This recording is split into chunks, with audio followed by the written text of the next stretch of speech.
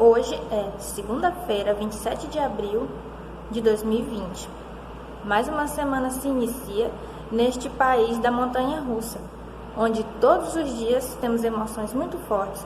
Tenho pena das pessoas que têm problema de coração, pois já devem estar bem nervosos, não é mesmo?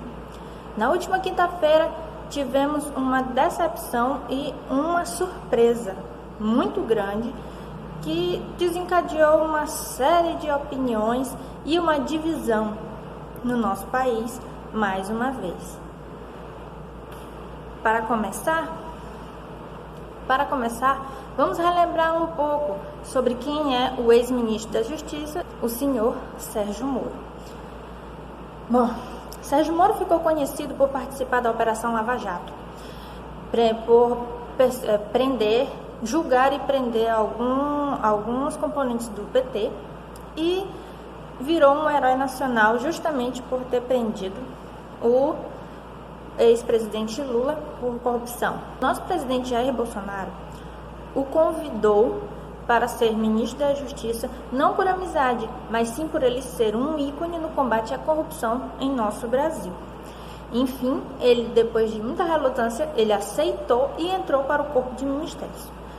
Era uma pessoa técnica, que conhecia as leis e que era a pessoa perfeita para o cargo de ministro da Justiça. Até então, em quase um ano e meio de serviço, ele vinha assim, combatendo o crime organizado e houve uma grande diminuição na violência e no narcotráfico brasileiro. Isso não podemos negar que ele fez isso.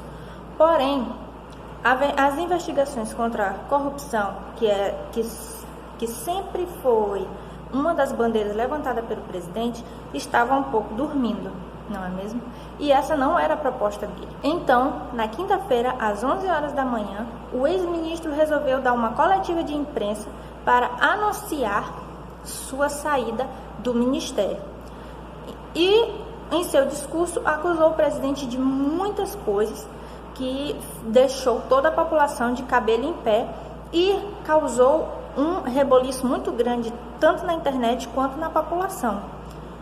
Pois até então, confiávamos no senhor Sérgio Moro de uma maneira em que tudo que ele falava era inacreditável se acreditar, pelo presidente sempre defender suas ideias de tudo o contrário do que ele estava falando. Enfim, ao final da tarde, o presidente resolveu responder às acusações do ex-ministro, já que, no então, tinha se demitido. Em sua fala, ele pontuou cada detalhe de toda a sua jornada com o ex-ministro. E podemos perceber que, em sua fala, em seu discurso, ele estava altamente emocionado, indignado, decepcionado.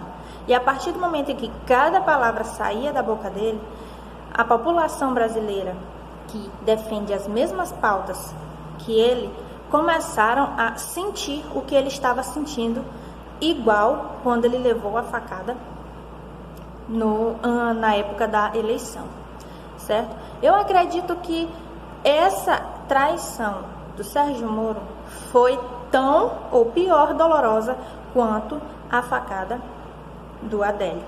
Logo após o seu discurso, ele rebateu e respondeu todas as acusações, fazendo com que muitas pessoas que, às 11 horas da manhã, desconfiavam de sua postura, passassem a acreditar, justamente pelo seu discurso ter sido verdadeiro e sem precisar de papel, ao contrário do Sérgio Moro, que leu o seu discurso totalmente técnico, escrito, sem olhar nem ao menos para as câmeras, para que pudéssemos ter certeza das suas palavras, da verdade em suas palavras. Afinal de contas, para conversarmos com alguém e conseguirmos passar a verdade, temos que olhar nos olhos deles.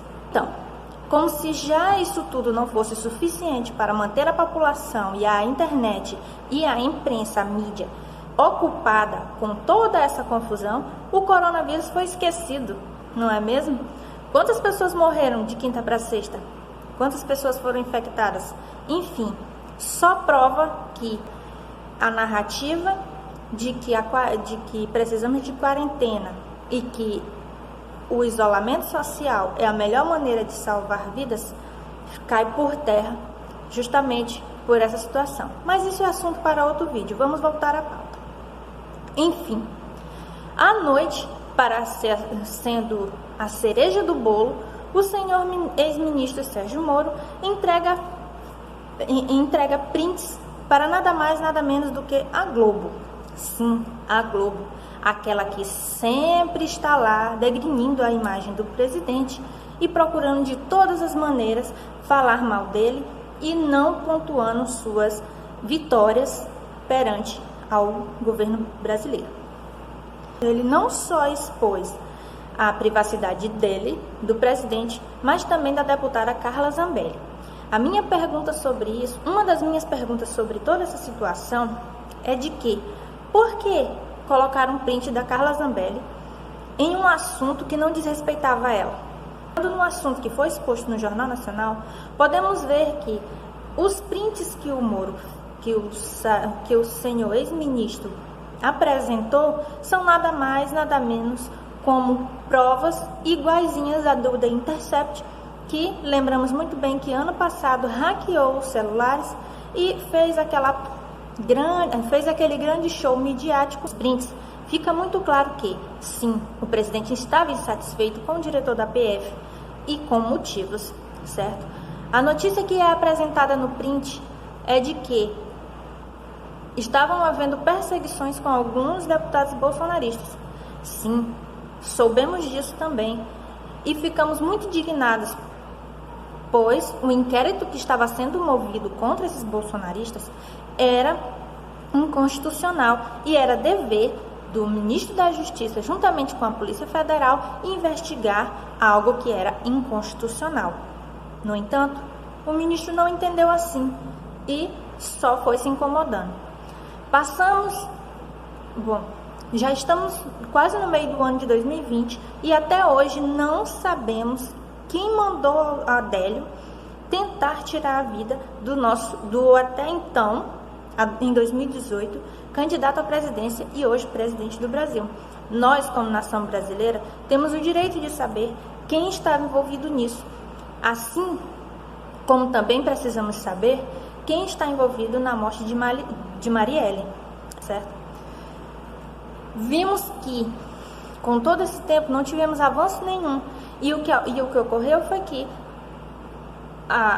os mandantes da morte de Marielle nunca foram descobertos e o Adélio Bispo foi considerado um doente mental. Bom, meio estranho, não é? Como ele pode ter conseguido um atestado para um clube de tiro? Voltando aos prints, a atitude do ministro foi totalmente baixa, muito baixa. Porque como nós achávamos que o conhecia, foi muito triste, muito decepcionante. Um juiz, uma pessoa com um caráter, uma hombridade a zelar, uma biografia a zelar, como ele mesmo disse em seu discurso, não deveria ter feito algo assim. Tirar, de uma certa forma, e expor pessoas na Rede Globo de televisão, que sabemos muito bem que não é uma emissora que está do lado da população.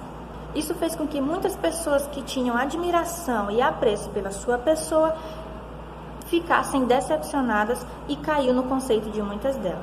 O que mais chocou a população não foi o fato dele sair. Afinal de contas, um ministro é um empregado, é uma pessoa indicada, não é um cargo fixo, assim como de presidente. Porém, o presidente tem total liberdade para colocar e tirar pessoas da sua gestão, que trabalham no seu governo. Tem total liberdade para escolher o diretor da PF, sim, e ele não estava interferindo, ele estava apenas sugerindo. E podemos perceber por outras notícias de que ele já estava insatisfeito com o ex-diretor há muito tempo. O presidente pode trocar, sim. Afinal de contas, a Dilma trocou mais de 50 vezes de um diretor da PF e de ministros. e antigamente ninguém reclamava, certo? Então, espero que vocês tenham entendido um pouco. Eu, como eleitora do presidente, continuo com ele, pois acredito que as palavras dele foram muito mais verdadeiras do que a do Moro, certo? E deixe sua opinião, o que você acha sobre toda essa situação. E vamos torcer e aguardar para que tudo seja resolvido, certo?